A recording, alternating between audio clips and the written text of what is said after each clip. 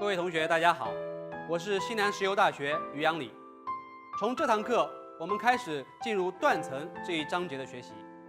首先要介绍的是断层的绪论和断层的几何要素。断层，英文叫 fault， 是岩石受力超过强度极限，破裂形成破裂面，并沿破裂面发生明显位移的一种断裂构造。虽然断层与前面章节所学习的节理同属岩石脆性变形的产物，但两者有明显区别。节理是岩石发生破裂，但没有明显位移的构造，而断层是岩石发生破裂，并产生了明显位移的构造。断层在地壳中广泛发育，是最为重要的构造类型之一。断层控制区域地质构造的结构和演化，对地形地貌、区域成况、油气运移成藏等有重要的控制作用。此外，活动断层会引发地震，对民生、经济、水文工程建筑等产生重大影响。因此，学习断层具有重要的理论和实践意义。为了学习和研究断层，我们需要阐明断层的组成部分及其与空间运动相关的要素，称为断层的几何要素。首先，我们来介绍断层面和断层带的概念。断层面是指将岩层或岩块断开，使被错断岩块或岩层沿着该破裂面进行滑动的一个面。断层面是一种面状构造，因此我们可以通过面状构造的3个产状要素，分别是走向、倾向和倾角来描述它。如图所示，断层面既可能是一个较为平直的平面，也可能是一个弯曲不平的曲面，而且在大多数情况下，断层面的形态是曲面。此外，断层可以是一个简单的断层面，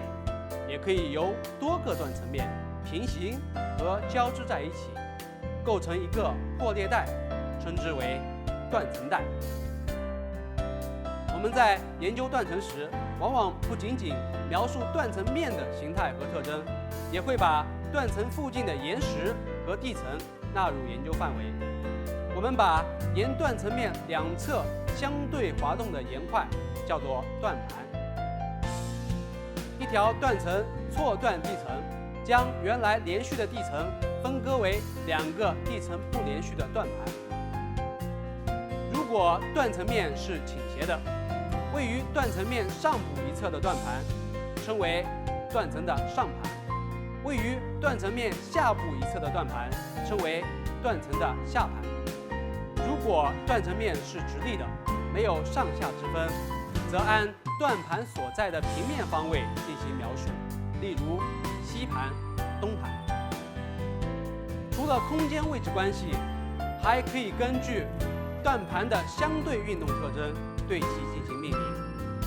断层活动过程中，断层的2盘发生相对滑动，相对上升的一盘叫做上升盘，而相对下降的一盘叫做下降盘。断层及其上升盘、下降盘对断层的运动有了基本的定性描述，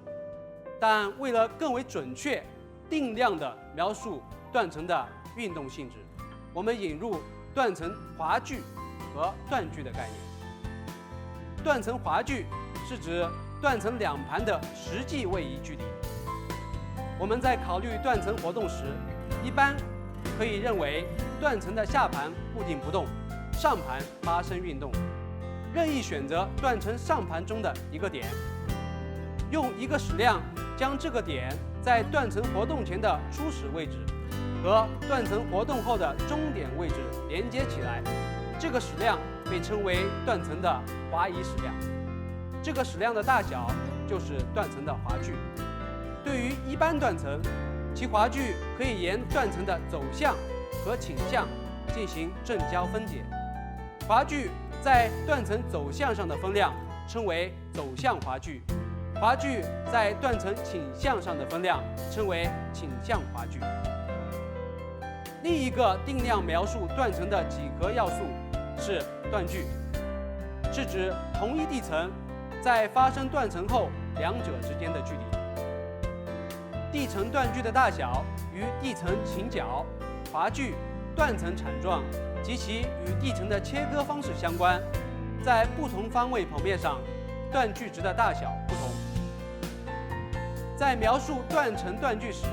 我们往往选取垂直于被切断岩层走向的剖面。其显示的断距有3种，分别是地层断距，表示断层两盘对应地层之间的垂直距离；牵直地层断距，指断层两盘对应地层的牵直距离；以及水平地层断距，表示断层两盘对应地层之间的水平距离。从图中可以看出，地层断距、牵直地层断距和水平地层断距三者之间存在的三角函数关系。通过测量其中一个断距的大小和地层的产状，我们就可以通过计算获取另外两个断距的大小。好了，这堂课的内容就是这些。最后提供给大家一张断层照片，请大家根据今天的内容对照照片中的断层面、断层上下盘、上升盘、下降盘和断层的断距进行标注。谢谢。